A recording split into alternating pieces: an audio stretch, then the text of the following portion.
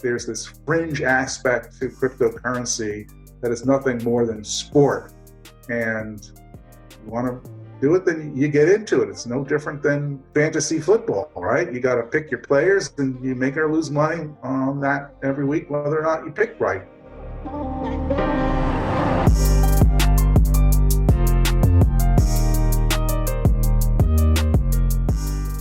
I would not dismiss cryptocurrency and Bitcoin, and I would not put Bitcoin as just simply a speculative asset.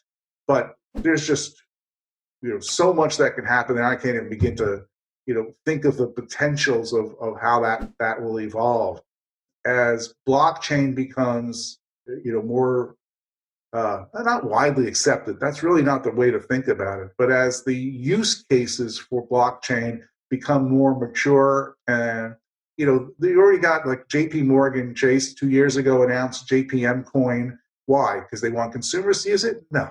It's a way for them to enable cross-border currency movement. So a lot of this non-sexy stuff that is where a lot of this fintech stuff is going to happen. I think it's funny that you mentioned cryptocurrency.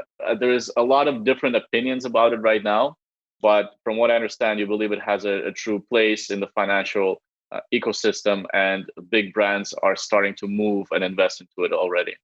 Yeah, it's a confusing space, and I think part of the challenge that a lot of financial institutions have at the moment is that the so-called experts in cryptocurrency are not necessarily all legit people, and but there's just so many different aspects of this. It's cryptocurrency, again, for different purposes and different use cases and so forth, and it's confusing. I'm just trying to keep up with it too, and trying to figure out, okay, so non-fungible tokens, what does that mean? What does it do?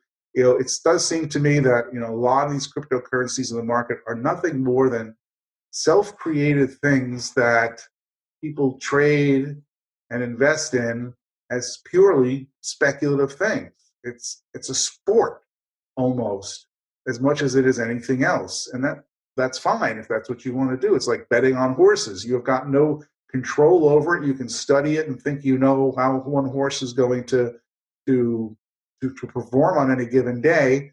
How is that any different than looking at the ups and downs of the cryptocurrency market? You know what I mean? So it's a sport, it's a game, and if that's what you want to do, and that's then fine. You can make some money and lose some money doing that. So, but in terms of sort of having a financial system impact, I think most governments will one day get to the point of having digital fiat currencies, and it'll be well managed and won't have a horrible impact on existing financial institutions, because it will be designed to not have a negative impact on existing financial institutions.